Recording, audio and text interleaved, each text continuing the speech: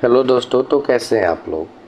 आज हम लोग जो है फर्स्ट चैप्टर भूगोल का पढ़ने वाले हैं। ठीक है, क्लास 10th का है ये, और उसी में एक भाग है भूमि और मृदा। तो इस वीडियो में जो है हम लोग भूमि और मृदा से रिलेटेड जितने भी सवाल हैं जो आपके एग्ज़ाम में पूछे जाते हैं वो सारे पढ़ने वाले हैं। ये मोस्ट इम्पोर्टेंट क्वेश्चन होने वाला है, तो आप ध्यान से देखिएगा। ठीक है, जो बार बार यहीं से सवाल पूछे जाते हैं। देखिए, फर्स्ट अगर क्वेश्चन का बात करें तो कह रहे कि पंजाब में भूमि निम्नीकरण का मुख्य कारण है। ठीक है, जिसका आपको तो पता ही होगा, उधर जो है सिंचाई की बहुत अच्छी व्यवस्था है। इस कारण से जो है वहाँ पे खेती भी बहुत ज़्यादा होता है, जिसका आंसर आप तो यहाँ से देख ही लिए हैं। ठीक है, तो आगे बढ़ते हैं। अधिक सिंचाई हो जाएगा, बस इतना याद रखिएगा। चलिए नेक्स्ट क्वेश्चन की तरफ बढ़ते हैं। नेक्स्ट क्वेश्चन है मरुस्थलीय मृदा किस राज्य में पाई जाती है। मरुस्थलीय मृदा जो है किस राज्य में, और पता ही है मरुस्थलीय मतलब क्या है, वो जो रेत से रिलेटेड जो इतने भी चीज़ें होती हैं, और ये सब चीज़ें जो है राजस्थान में देखने को मिलता है। ठीक है, सबसे नामी राज्य है ये मरुस्थलीय में। उसके बाद देखिए, कह रहा है कि काली मृदा का दूसरा नाम क्या है। काली मृदा का दूसरा नाम तो आपको याद रखना है कि काली मृदा का ही जो दूसरा नाम है वो रेगुड़ मृदा है। ठीक है, इसका दूसरा नाम हो जाएगा रेगुड़ मृदा। नेक्स्ट बात करते हैं, तो इसमें जो है मैंग्रोव्स वन का सबसे अधिक विस्तार है, ये बताना है। मैंग्रोव्स वन का सबसे अधिक विस्तार जो है आप याद किए होंगे शायद, पूर्वोत्तर जो राज्य है उसमें सबसे ज़्यादा है। ठीक है, पूर्वोत्तर राज्य में। नेक्स्ट बात करते हैं, डाकुओं की अर्थव्यवस्था का संबंध है। ठीक है, डाकुओं की जो अर्थव्यवस्था है उसका संबंध है। तो देखिए, डाकुओं का कौन सा माने संबंध होता है, कौन सी अर्थव्यवस्था से संबंध होता है। लूटपाट करना होता है, पर है कि संसाधन संग्रहण से लूट कर करता तो है। ठीक है, लेकिन ये कोई अच्छे काम में नहीं करता। ठीक है, संसाधनों के अनियोजन विदोहन से ये भी नहीं करता, संसाधन के नियोजित दोहन से ये भी नहीं करता, मतलब इनमें से कोई नहीं हो जाएगा। ठीक है, अब बात करते हैं कि निम्नलिखित में से किस प्रांत में सीढ़ीदार खेती की जाती है। सीढ़ीदार, ठीक है, जैसे सीढ़ी बनाया जाता है ना घरों में, उस टाइप का। तो याद रखना कि जो उत्तरांचल है ना वहाँ पे ये सब चीज़ें होती हैं, क्योंकि जहाँ भी पहाड़ी इलाका होगा ना वहाँ पे सीढ़ीदार ही होंगे। ठीक है, ये बात याद रखिएगा। ठीक है, कोई लॉजिक इसमें एथी करने की ज़रूरत नहीं है, बस थोड़ा सा माइंड में बैठा लीजिएगा कि जहाँ भी जो है सीढ़ीदार का बात आ जाए वो पहाड़ी इलाका में अधिक देखने को मिलता है।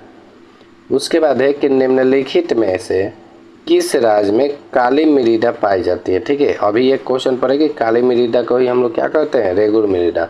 पूछ रहा है कि कौन से जो राज्य हैं उसमें काली मृदा पाई जाती हैं। ठीक है, तो याद रखिएगा जो गुजरात है ना वहाँ पे काली मृदा पाई जाती है। ठीक है, नेक्स्ट बात करते हैं, यहाँ पे जो है भूमि उपयोग आंकड़ों के अनुसार 2002 से 3 में भारत में कितने प्रतिशत भूभाग पर वन थे। ठीक है, भूमि उपयोग आंकड़ों के अनुसार 2002 और 3 का बात कर रहा है। ठीक है, अभी की बात नहीं कर रहा। उस समय कितना था तो याद रखिएगा 22.57% था। ठीक है, ये याद रखिएगा, ऑप्शन नंबर सी हो जाएगा। नेक्स्ट बात करते हैं, तो यहाँ पे जो है भारत के कितने प्रतिशत भाग मैदानी है। भारत के कितने प्रतिशत भाग जो है मैदानी है। ठीक है, जहाँ पे कुछ माने नहीं होता है, ऐसे ही खाली है, तो 43% भाग ऐसे हैं जो मैदानी हैं। ठीक है, याद रखिएगा इतना। 40 कितना हो जाएगा, 43%। उसके बाद है कि निम्नलिखित में से कौन सा कारक मृदा निर्माण में महत्वपूर्ण है। निम्नलिखित में से कौन सा कारक मृदा निर्माण में महत्वपूर्ण है। तो याद रखिएगा मृदा निर्माण में तो चट्टान भी है, जलवायु भी है, पेड़ पौधे भी हैं, तो इसलिए ऑप्शन नंबर डी हो जाएगा, इनमें से सभी। ठीक है, नेक्स्ट बात करते हैं, करें कि काली मृदा किसकी खेती के लिए उपयुक्त है। ठीक है, देखिए अभी तक हम क्या पढ़े हैं काली मृदा के बारे में। ठीक है, काली मृदा को रेगुर मृदा कहते हैं। काली मृदा किस राज्य में पाई जाती हैं? तो गुजरात में पाई जाती हैं। उसके बाद हम लोग पढ़ रहे हैं कि काली मृदा किसकी खेती के लिए उपयुक्त है? तो काली मृदा जो है ये जो कपास की खेती किया जाता है उसके लिए काफ़ी उपयुक्त होते हैं। ठीक है, नेक्स्ट बात करते हैं। तो इसमें है कि भारत में सबसे अधिक विस्तार किस मिट्टी का है? ठीक है, भारत में जो है सबसे अधिक विस्तार किस मिट्टी का है या सबसे अधिक कौन सी मिट्टी पाई जाती है? तो जलोढ़ मिट्टी पाई जाती है। ठीक है, जलोढ़ मिट्टी। नेक्स्ट बात करते हैं,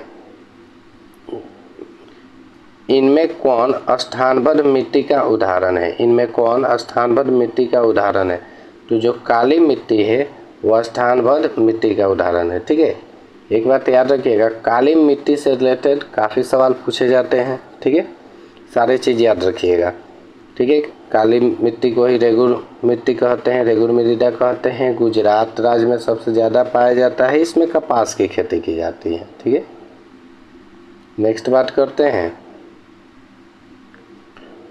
तो पुरानी जलोढ़ मिट्टी को क्या कहा जाता है? जो पुरानी जलोढ़ मिट्टी है उसको क्या कहा जाता है? तो उसको बांगर कहा जाता है। ठीक है, पुरानी जलोढ़ मिट्टी को क्या कहा जाता है? बांगर कहा जाता है। नेक्स्ट बात करें तो भारतीय कृषि का राष्ट्रीय सकल घरेलू उत्पाद में कितना योगदान है? भारतीय कृषि का राष्ट्रीय सकल घरेलू उत्पाद में कितना योगदान है? ठीक है, तो याद रखिएगा 13.7% जो है इतना उसका योगदान है। ठीक है, नेक्स्ट बात करते हैं। अब ये बताने की ज़रूरत नहीं है कि मिट्टी का पीएच जो है पीएच मान कितना होना चाहिए। ठीक है, मिट्टी का पीएच मान कितना होना चाहिए? देखिए, मिट्टी का पीएच मान जो है 7 होना चाहिए। ठीक है, अगर इससे कम होता है या ज़्यादा होता है तो पौधों में जो है संतोषजनक वृद्धि नहीं हो पाएगी, इसलिए 7 होगा। 7 का मतलब होता है उदासीन। ठीक है, 7 का मतलब क्या होता है? तो 7 का मतलब होता है उदासीन। ये बात याद रखिएगा। ठीक है, नेक्स्ट क्वेश्चन की तरफ बढ़ते हैं। मृदा संरचना में मूल चट्टान के ऊपर कितनी परतें पाई जाती हैं? जो मृदा संरचना है उसमें मूल चट्टान के ऊपर कितनी परतें पाई जाती हैं? तो याद रखिएगा उसमें 3 परतें पाई जाती हैं। ठीक है, कितनी परतें? तो 3 परतें पाई जाती हैं। नेक्स्ट बात करते हैं, इनमें कहाँ जैविक मिट्टी नहीं पाई जाती है? ठीक है, मतलब जैविक मिट्टी ऐसा कौन सा राज्य है जिसमें नहीं पाया जाता है, ये बताना है हम लोग को। देखिए, तो जैविक मिट्टी जो है झारखंड में नहीं पाया जाता है, बाकी तमिलनाडु में, उत्तराखंड में, उड़ीसा में, ये सारे जगह पाए जाते हैं। ठीक है, नेक्स्ट बात करते हैं, वंडर। ठीक है, सॉरी वोल्डर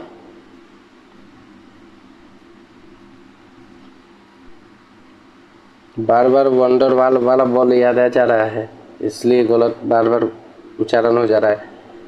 सुनिए, world wide fund for nature के अनुसार, ठीक है, world wide fund for nature के अनुसार भारत में लगभग कितनी भूमि निम्नीकृत हो चुकी है?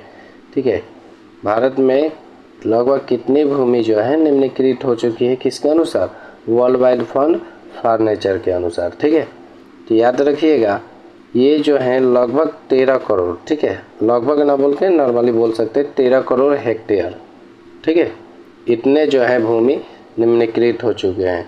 अब इस वीडियो का लास्ट क्वेश्चन की तरफ चलते हैं और कमेंट में ज़रूर बताइएगा कि आपका कितना आंसर जो है सही हुआ। इसमें मृदा संरक्षण के लिए कौन उपाय उपयोगी है? ठीक है, मृदा संरक्षण के लिए कौन उपाय जो है उपयोगी हैं? तो देखते हैं, पशुओं की चराई पर नियंत्रण सही है, समोच्च रेखीय जुताई ये भी सही है, खेतों में ह्यूमस डालना ये भी सही है। तो इनमें से सभी हो जाएगा। ठीक है, जब ये सारी चीज़ें होंगे ना तो मिट्टी बोल रहा है, भूमि का जो संरक्षण है वो अच्छी तरह होगा। ठीक है, तो ऐसे ही चलते हैं नेक्स्ट वीडियो में। ठीक है, तब तक आप इस वीडियो को पूरा अच्छे से देखिए, ध्यान से देखिए और सारे क्वेश्चन को पूरा याद रखिए। ठीक है।